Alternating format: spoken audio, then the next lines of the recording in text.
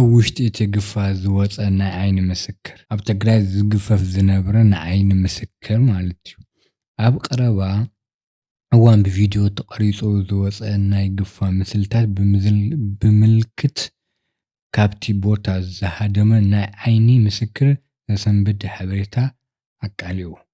እቲ ትክክለኛ ቦታን መንነትን ተኣሰርትን ዝተቀረፀሉ ቦታ ኣብ ከተማ ኣሕሳኣ ኣብ ዝርከብ ቤት ትምህርቲ እዩ። ተታሒዞም ዘለዉ ወገናትም ካብቶም ወርቂ ዝእረየሎም ናይ ገጠር ከባቢታት ዝተኣኸቡ ኮይኖም ንሳቶም ድማ ካብ ዓዲ ይፋተው፣ ማይ ሸዊት፣ ሰብሖ፣ ወሰና ወሰን መረብ፣ ኣትኻሮ፣ ዓጥቅን ካልኦትን ኣብ ከባቢኦም ዝርከቡ ገጠራት እውን እዚኣቶም ብማስረጃ ዝተሓዙ ብካሜራ ማለት እዩ።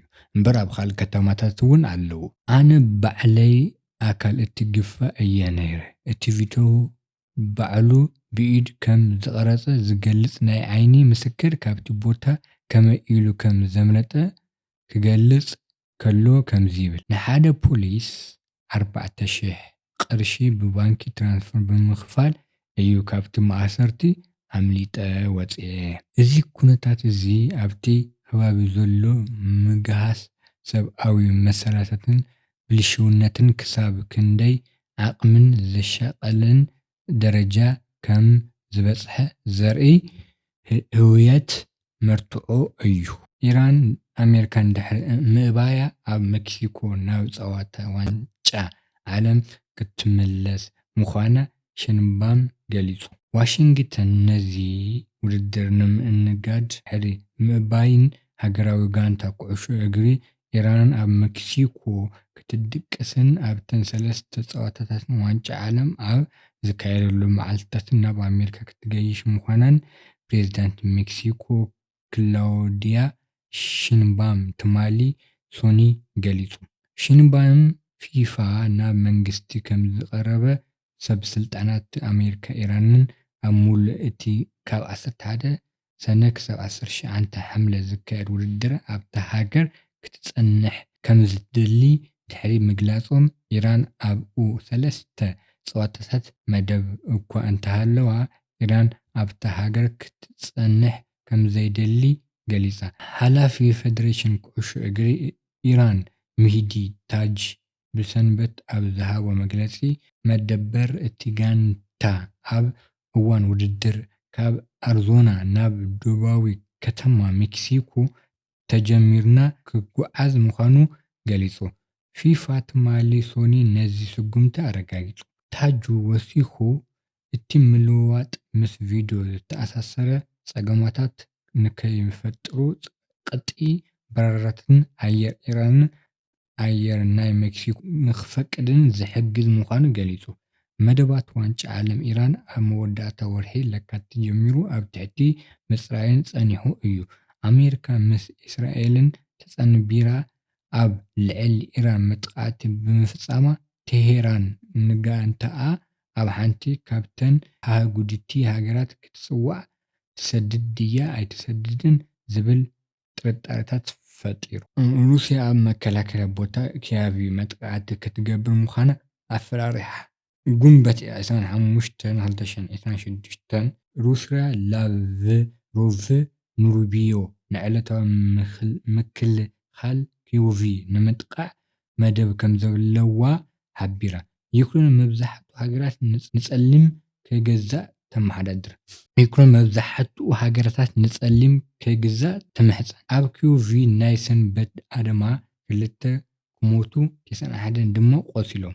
መጥቃዕቲ ኣብ ዞባ ቤንጎሮድ ሩስያ ንመሰረተ ልምዓት ፀዓት ይሃስዩ።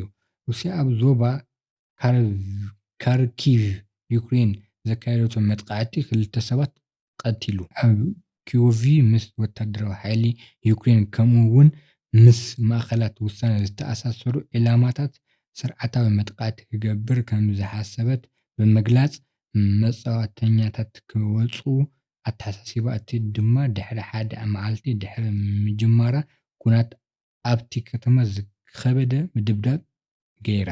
ሚኒስትራት ጉዳያት ወፃኢ ዩክሬን ኣንድራ ሲቢሃ ግን መሸራክቲ ኪየቭ ጸሊም ሩስያ ኢዶም ክህቡ ተማሕጺኑ። ከምኡ'ውን ሓላፊ ተልእኮ ሕብረት ኣውሮጳ ኣብታ ከተማ እቲ 27 ሃገራት ዝሓቐፈ ውድብ ናብ ዝኾነ ቦታ ኣይኸይድን ኢሉ። ሚኒስትር ጉዳይ ወጻኢ ሩስያ ሰርጌይ ላቭሮቭ ንሚኒስትር ጉዳያት ወጻኢ ኣሜሪካ ማርኮ ሩቢዮ ኣብ ዝሃቦ መግለጺ ብመሰረት መግለጺ ሚኒስትር ጉዳያት ወጻኢ ሩስያ ኣብ ዝቐረበ ዘሎ ኣድማስ ንቐጻሊ ግብረ ሽበራዊ መጥቃዕቲ ብስርዓት ኪየቭ ምላሽ ኣብ ልዕሊ ሲቪላት ሩስያ ምዃኑ ገሊጹ። እቲ መግለጺ ዕጡቓት ሓይልታት ሩስያ ኣብ ኪየቭ ኣብ ዝርከቡ ንጠለባት ዕጡቕ ሓይልታት ዩክሬን ዝውዕሉ መሳለጥያታት ከምኡ'ውን ኣብተን ተዛማዲ ውሳነታት ዝውሰደለን ማእከላት ስርዓታት መጥቃዕቲ ይጅመሩ ኣለዉ ይብሉ። መጥቃዕቲ እስራኤል ኣብ ጋዛ 5 ሰባት ከም ዝሞቱ ሓኻይም ገሊጹ። ካይሮ 26 ጉንበት 2012 ኤፍቢሲ ኣብ ማእከላዊ ምድረ በዳ ጋዛ ኣብ ዝርከብ መዓስከር ስደተኛታት ብውሕዱ 5 ፍልስጤማውያን ዝገጠሙ ብውሕዱ 5 ፍልስጤማውያን ከም ዝቐተሉ ሰበስልጣን ጥዕና ገሊጹ። ብእስራኤል ዝድገፍ ፍልስጤማውያን ምላሽ ካብ መዓስከር ማጋዚ ንምብራቕ ዝርከብ ከባቢ ክህረም ኣብ ዝተፈተነ እዋን ሰብ ኣልቦ ነፈርቲ እስራኤል ናብቶም ካብ ገዝኦም ዝወጹ ሰባት ሚሳኤል ከም ዝተኾሰን ሓኻይምን ነበርትን ገሊጹ።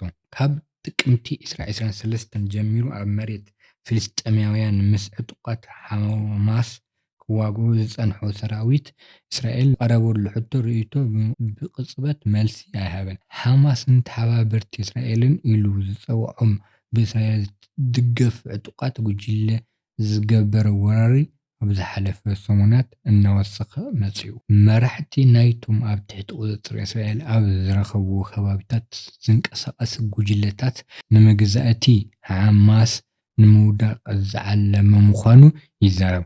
ኣብ ወርሒ ጥቅምቲ ዝካየድ ተኹሲ ደው ንምባል ብደለይትነት ኣሜሪካ ፕረዚደንት ዶናልድ ትራምፕ መጥቃዕቲ እስራኤል ኣብ ጋዛ ደው ክብሉ ኣይከኣሉን። እስራኤልን ሓማስን ኣብ ምትግባር ካልኣይ ምዕራፍ ናይቲ ስምምዕ ብተዘዋዋሪ ዝርርብ ዕልዎ ገይራ ኣሎ። እቲ ስምምዕነት እዚ ድማ ምፍታሕ ኣጽዋር እቲ ጉጅለታት ምውጻእ ሰራዊት እስራኤልን ዘጠንቀቐት እየ። እቲ ተኹሲ ደው ምባል እስራኤል ንዕሊ ፍርቂ ክፍሊ ጋዛ ክትቆጻጸር ከላ ሓማስ ድማ ንፍርቂ መሬት ገምጋም ባሕሪ ተቆጻጺራቱ። እቲ ዕርቂ ካብ ዝጅምር ንድሕሪ 1900 ፍልስጤማውያን ብመጥቃዕቲ እስራኤል ከም ዝተቐተሉ ካብ ሰበስልጣናት ጥዕና ጋዛ ዝተረኸበ ኣሃዝን ኣብ መንጎ ተጋደልትን ሲቪላትን ፍልይ ዘይገበሩ ይሕብሩ። ኣብ ቤልጅየም ባቡር ምስ ናይ ቤት ትምህርቲ ቫን ተጋጭዩ 4 ሞይቱ። ሰራሕተኛታት ህጹጽ ረድኤት ኣብ ጥቓ እቲ ሓንቲ ናይ ቤት ትምህርቲ ኣውቶቡስ ብባቡር ዝተሃርመትሉ ቦታ ኣብ ሓደ ደረጃ መሳገሪ ንብዙሓት ሰባት ዝሞትሉ ቦታ ይኸዱ። ኣብ ጥቓ ከተማ ቢንሃውት ቤልጅየም። ኣብ ጥቓ ከተማ ቢንሃውት ቤልጅየም 26 ጉንበት 2026 ናይ ቤት ትምህርቲ ኣውቶቡስ ብባቡር ኣብ ዝተሃርመትሉ ቦታ ኣብ ሓደ ደረጃ መሳገሪ ንብዙሓት ሰባት ዝሞቱ ሰባት ዝመርሕ ቦታ ናይ ህጹጽ እዋን መካይን ቫን ተምሃሮ ተሰኪሞም ናብቲ ፍሉይ ድሌት ዘለዎም ቤት ትምህርቲ ይኸይዱ ነይሮም። ሚኒስትር ናይ ምሕላፍ ድሕነትን መሰናኸልትን ከም ዝወረደ ይዛረብ። ቤልጅየም ኣብ ደረጃ መሳገርትን ሓደጋታትን ዘጋጠማ ታሪክ ኣለዋ። ብራስለስ 26 ጉንበት 2016 ኤፍቢሲ ኣብ ቤልጅየም ከተማ ቢንሃውት ኣብ ዝርከብ ደረጃ መሳገሪ ባቡር ምስ ናይ ቤት ትምህርቲ ቫን ተጋጭያ 2 ፍሉይ ድሌት ዘለዎም ተምሃሮ ሓዊሱ 4 ሰባት ከም ዝሞቱ ሰብ መዚ ገሊጾም። እቲ መራሒ መኪና ሓደ ዓብይ ነቶም ተምሃሮ ዝዓጀበን እውን ክሞቱ እንከለዉ ካልኦት 2 ተምሃሮ ድማ ብከቢድ ቆሲሎም። ኣብ ማእከለኛ ዜና ቤልጅየም ዝተዘርግሐ ምስልታት ሓንቲ ጻዕዳ ሚኒቫን ኣብ ጥቓ እቲ ትራክ ብጎኒ ተደፊኣ ቅድሚኡ ብሕማቕ ተጨማሊቃ ከምዘላ ይሕብር። ሚኒስትር ትራንስፖርት ዣን ሉክ ብናይ ጸጥታ ካሜራ ዝቐድሐ ስእሊ ናይቲ መሰጋገሪ ድሕነት መሰናኽልታት ከምዝወረደ ዘርኢ ምስሊ ገሊጹ።